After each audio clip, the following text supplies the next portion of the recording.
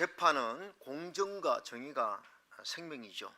재판 과정이 공정하고 공의로워야 되는데 그렇지 못한 재판들이 참 많아요. 지금도 대한민국에서 많은 재판이 이루어지고 있는데 100%다 정말 공정하다 이렇게 판단하기는 어렵습니다. 대한민국 법정에서 가장 공정하지 못한 재판, 바로 인혁당 사건이라고 예를 들 수가 있죠.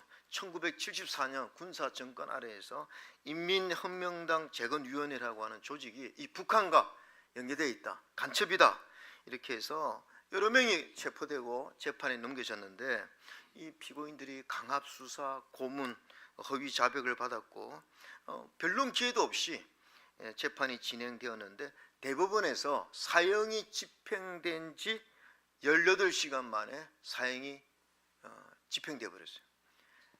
이것은 한국 사법 역사에서도 전례를 찾기 어려울 정도로 빠른 집행입니다. 사형이 확정되고 18시간 만에 사형을 집행한 것입니다.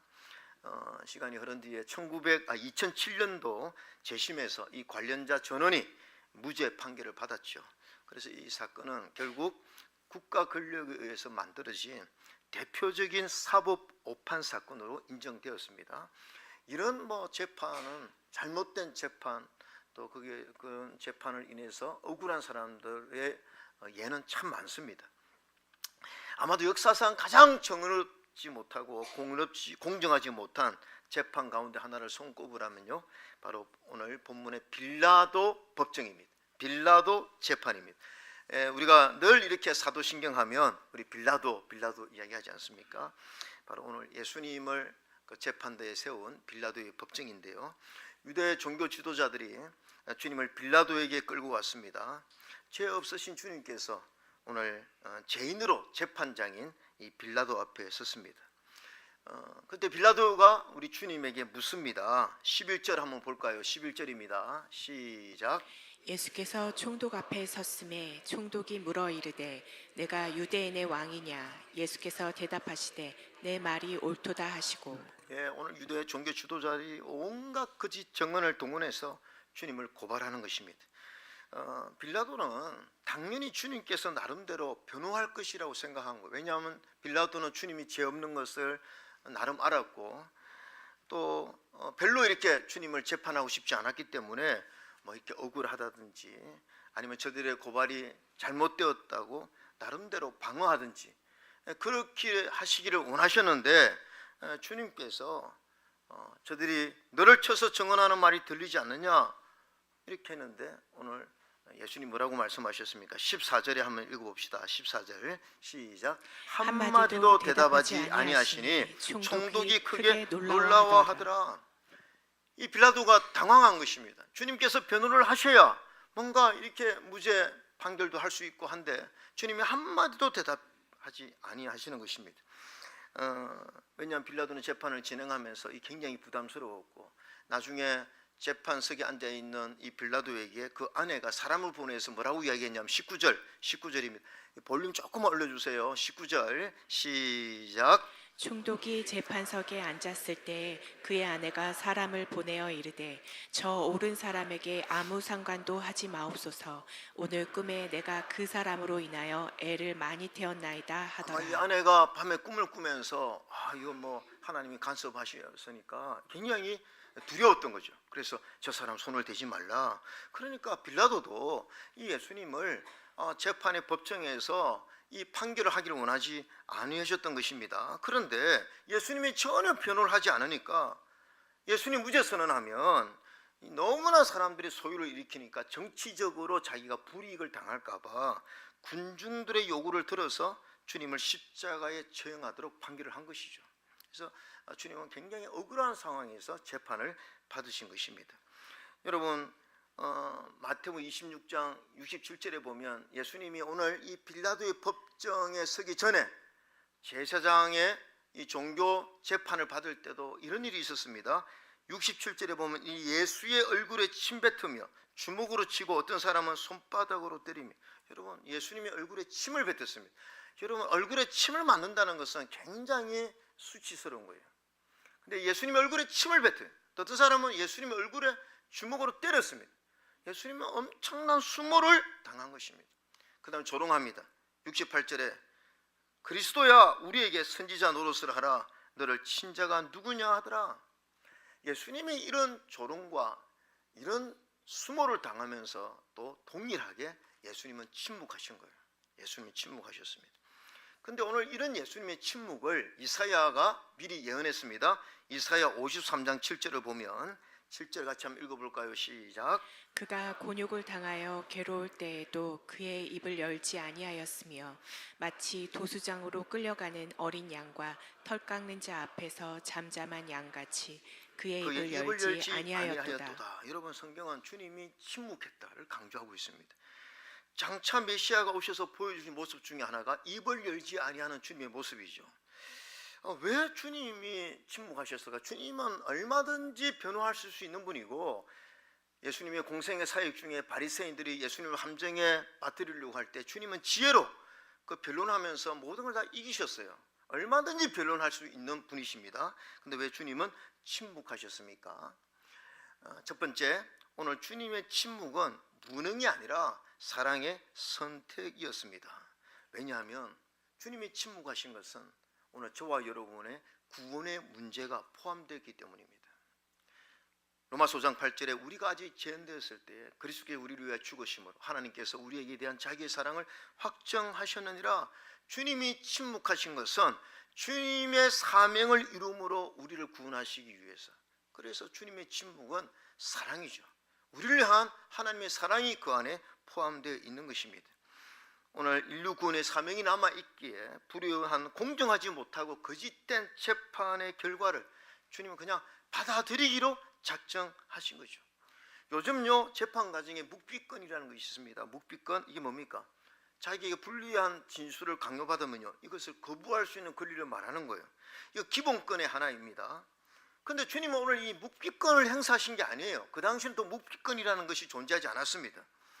왜냐? 주님은 지금 이 불의한 재판, 공정하지 못한 재판 과정이 다 하나님의 뜻 가운데 있다는 사실을 알았고, 이 불의한 재판 과정을 통해서 인류의 구원이 이루어지게 하시는 하나님의 뜻을 받아들이신 거죠.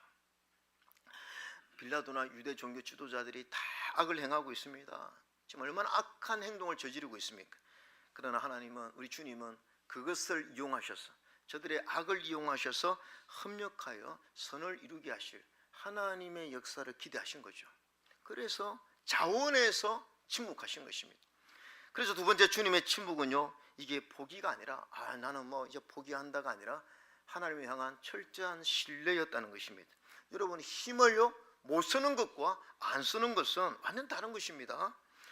내가 변호를 못해서 변호를 못하는 게 아니라 안 하는 것은 다른 것입니다. 왜 주님이 침묵하셨습니까? 주님은 침묵을 선택하신 거예요.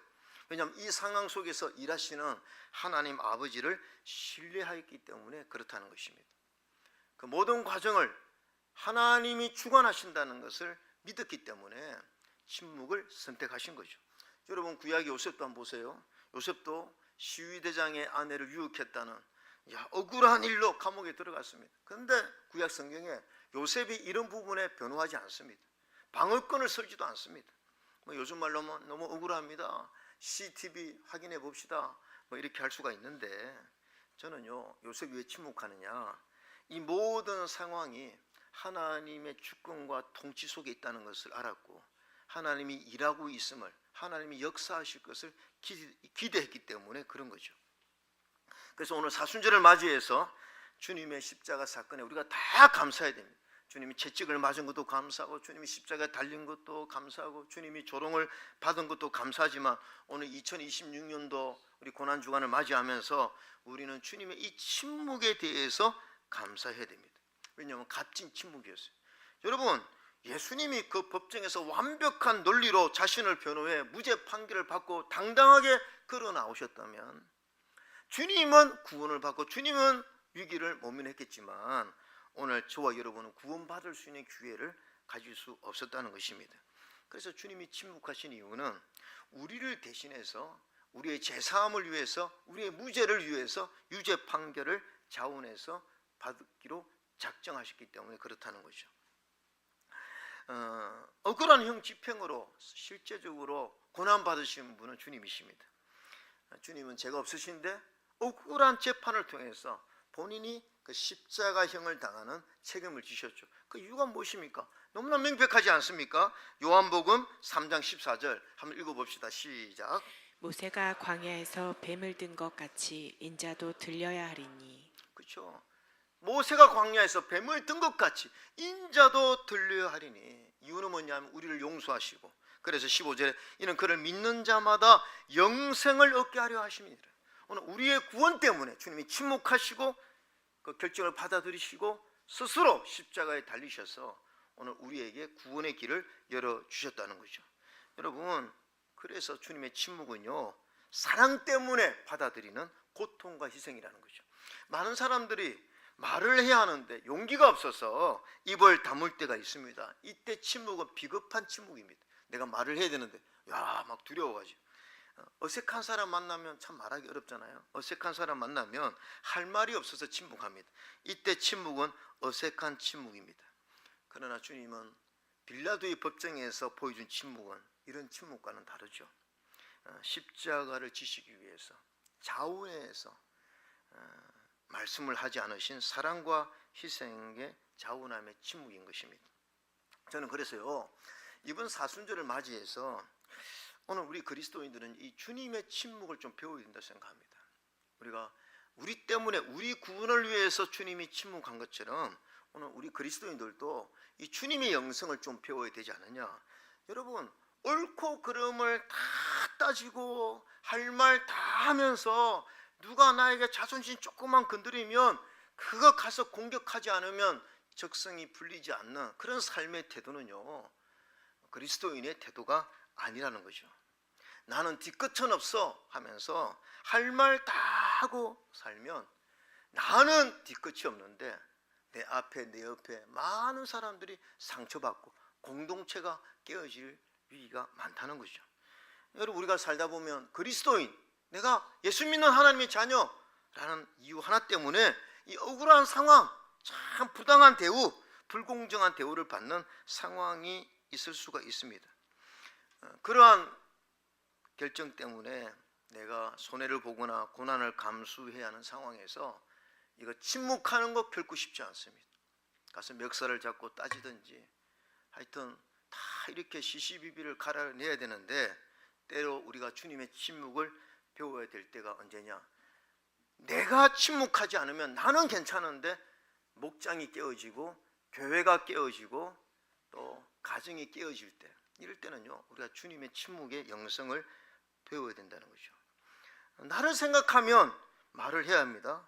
그러나 때로 내가 그 말하는 것, 침묵하지 못하는 것 때문에 목장과 교회, 가정이 어려움 당하면 그것은 성숙한 모습이 아니라는 거죠. 옛날에 우리 어르신들 옛날에 시집 가면요, 참 옛날에 얼마나 엮이는 가정이 많았습니까? 가부장적인 그런 건의 사회 속에서 이 가정에서 제일 힘든 분들이 며느리들이에요. 며느리, 시집간 며느리들.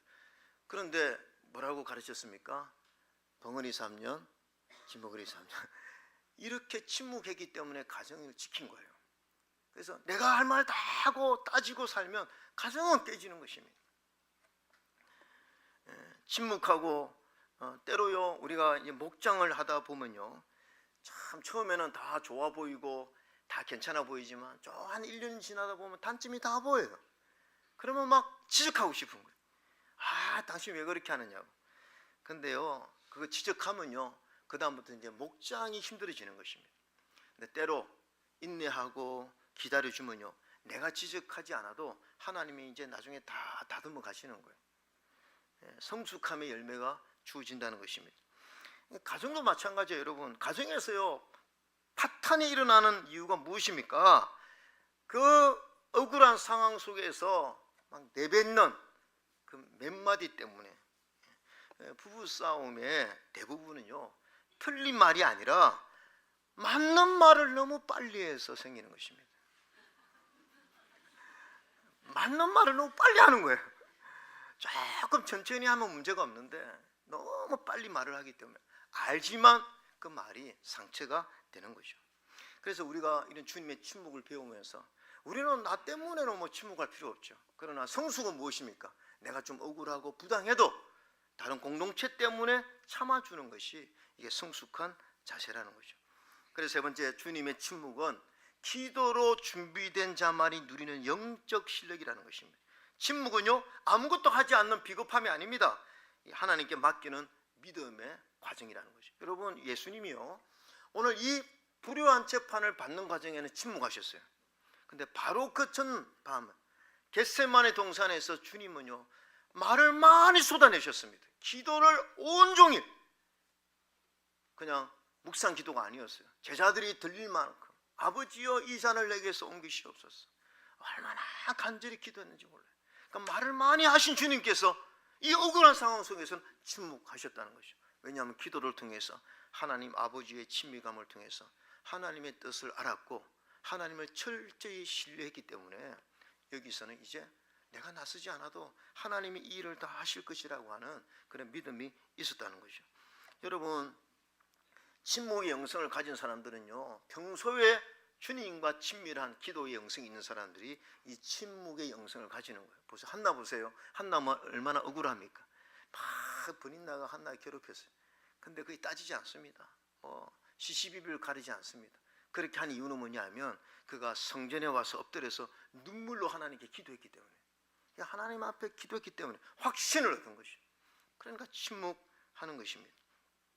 여러분, 때때로 억울한 상황에서요, 침묵은 비겁함이나 무능력이 아니라 자포자기가 아니라 아무것도 하지 않는 것이 아니라 기도하면서 하나님께 맡기는 믿음인 줄로 믿습니다. 하나님의 일하심을 믿는 가장 적극적인 믿음의 표현일 수가 있죠. 여러분, 사무엘하 16장에 보면 이 다윗에게 엄청난 인생 위기가 있었습니다. 아들놈이 이름이 압살롬이에요. 그 압살롬이 아버지를 죽이려고 구테타를 일으킨 것입니다. 너무 급한 나머지 맨발로 쫓겨갔어요. 이 얼마나 억울합니까? 아니, 아들이 아버지 죽인다고, 다윗에게. 그런데요, 그 도망갈 때에 그 사울 집안의 시므이라고 하는 사람이 있는데 와가지고요, 이 다윗에게 돌을 던지면서 조롱하는 거예요. 피를 흘린 자여 가거라 하면서. 이때 옆에 있던 장군 아비새가 칼을 뽀면서 왕이시여, 저 죽은 개 같은 자가 어찌 내 주왕을 저주합니까? 내가 가서 죽여버리겠습니다. 너무 화가 나지 않습니까? 아니, 왕이 지금 이렇게 억울한 상황 속에서 와서 돌을 던지는 거죠. 그때 다윗은 힘이 있었어요. 죽일 수 있었습니다. 근데 다윗은 어떻게 합니까? 가만두라, 나 대응하지 않겠다는 거예요. 제가 나를 아무리 비난해도 나는 이 부분에 대응하지 않겠다. 그러면서 사무엘하 16장 11절에 또 다윗이 아비새와 모든 신하에게 이르되 내 몸에서 난 아들 또 내 생명을 헤아려 하거든. 하물며 이 베냐민 사람이라 여호와께서 그에게 명령하신 것이니 그가 저주하게 버려두라. 이 뭡니까? 내가 침묵하겠다는 것입니다. 그러면서 12절 혹시 여호와께서 나의 원통함을 감찰하시니 오늘 그 저주 때문에 여호와께서 손으로 내게 갚아주시리라 하고. 이게 무엇입니까? 하나님의 역사를 믿는 거예요. 하나님의 주권을 믿는 것입니다. 그래서 다윗은 어쩌면 이 도망가면서 기도했을 거예요. 하나님께 철저히 기도하면서 하나님의 역사를 믿는 것입니다. 여러분, 저도요, 제가 목회하면서 저희 교회는 너무나 좋은 교회니까 그런 일이 많지는 않지만 개척 초기 때 그런 일이 좀 있었습니다. 굉장히 좀 어려운 일 중에 하나가 뭐냐면 이게 안 했던 행동을 막 했다고 이런 막 소문이 들리고 사람들이 막 믿어줄 때 굉장히 힘들죠. 이런 일도 한번 있었습니다. 한 번은 제가 어떤 집사님에게 전화로 한 10분을 욕을 했다고, X야 욕을 했다고. 성들이 다 믿었어요. 나중에 이제 밝혀졌지만 그분이 좀 멘탈에 그 당시 문제가 있어가지고 막 성도들에게 목사님이 나한테 전화로 XX 하면서 욕을 했다고.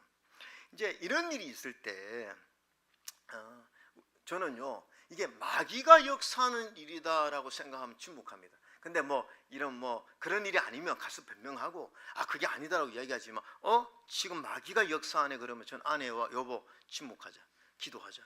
왜냐하면요, 이거 변명해봤자 일이 더 꼬여요. 그런 일이 있을 때는요, 억울한 일이고 내가 안 했다고 막 변명하고 하면요 더 일이 꼬입니다. 그럴 때 침묵하고 기다리다 보면 제가 늘 느끼는 게 뭐냐면 하나님이 다 역사하십니다. 하나님이 다 판결해 주세요. 그래서 다 은혜롭게 넘어가게 만든다는 것입니다. 여러분, 저도요 정치적인 신념이 있습니다. 제가 무슨 당일까요? 안 가르쳐줘요. 그래서 우리 성도님들에게 중도다 이렇게 말씀하시는데, 제가 한쪽으로 이렇게 서지 않고 또 이런 부분에 정치적 견해를 밝히지 않는 것에 대해서 불편해하는 성도님이 있습니다. 왜 목사님, 왜 정치적 견해를 밝히고, 지금 나라가 어려운데 이야기하셔야죠. 그 다음에 정치적 견해를 밝히지 않고 행동하지 않는 목사님들 향해서 비겁하다고 비난하는 목사님들도 있습니다. 그런데 제가 행동하지 않은 이유 중에 하나는 지금 내가 생각하는 정치적 견해가 옳다고 확신할 수 없기 때문이에요. 저는 80년대 그때는 이것이 옳다고 생각했는데 90년대 돌아보니까 그때가 잘못됐더라고요. 90년대 이게 옳다고 생각했는데 2000년대 돌아와서 보니까 그때 내가 오판을 했더라고요. 그런 경우가 많습니다. 그러니까 제가 소신 있게 내가 100% 확신이 없기 때문에 이 정치적 견해를 밝히지 않고, 또 하나 제가 행동하지 않은 내 나름대로의 목표 소신이 있습니다. 그래서 뭐냐 하면 전 세계와 대한민국은 하나님이 통치하신다는 믿음이 있습니다. 하나님이 역사를 주관하신다는 것이죠. 하나님이 심판하면 잘못된 지도자 세우는 거고, 하나님이 이 나라를 축복하면 좋은 지도자를 세운다는 그런 하나님의 역사, 하나님의 주권을 믿는 믿음이 있기 때문에 그리스도인은 기도하는 것이죠. 하나님, 대한민국을 지켜주시옵소서. 하나님, 대한민국의 정치를 주관해 주시옵소서. 그래서 믿는 자는 침묵하면서 대신에 하나님 앞에 엎드려 기도해서 하나님이 역사하도록 하나님의 도움을 구하는 것이 성도의 삶인 줄로 믿습니다. 그래서 하나님의 시간표는 느린 것 같지만 분명한 방향으로 흘러가고 있다는 사실을 믿어야 되는 것이죠. 그래서 때로는 우리가 행동하지 않고 침묵하는 것입니다. 성도는 그냥 비겁하게 침묵하는 것이 아니고 하나님의 일하심을 기대하면서 기도하면서 침묵하는 거예요. 기도하면서 침묵하는 것은 비겁한 것이 아닙니다. 기도하지 않고 행동하는 것보다 더 안전한 것일 수 있어요. 기도하지 않고 행동만 하는 것보다 기도하면서 침묵하는 것은요, 하나님의 역사를 이 땅에 끌어내리는 일이기 때문에 더 현명할 수가 있다는 거죠. 여러분, 오늘 제가 이런 설교를 하면서 여러분 무조건 불의 앞에서, 불공정 앞에서 침묵하라는 것이 아니에요. 우리가 살아가면서 때로 믿음 생활하면서 또 교회 직분 감당하면서 억울한 결과가 생길 때, 답답한 그런 안타까운 상황 속에서 내가 목장 때문에, 내가 이 교회 때문에, 우리 교회 공동체 때문에 내가 할 말을 다 하지 않고 절제하며 살아가는 거, 이것이 주님에게 배워야 될 침묵의 영성인 줄로 믿습니다. 그래서 주님이 침묵하셔서 우리를 다 살린 것처럼 내가 때로 억울해도 나 하나 침묵해서 교회나 목장이나 이 사회가 세워진다면 내가 하나의 썩는 미랄이 되겠습니다. 이것이 바로 우리 주님께 배울 침묵의 영성입니다. 이러한 믿음으로 살아가는 여러분 되시기를 주님의 이름으로 축원합니다. 아멘.